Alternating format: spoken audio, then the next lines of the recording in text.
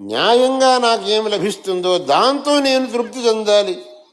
ఆ తృప్తి అనేది మనిషికి కావాలి. తృప్తి అనేది లేకపోతే ఇంకా ఎంత వచ్చినా వాడికి తృప్తి ఎక్కడిది?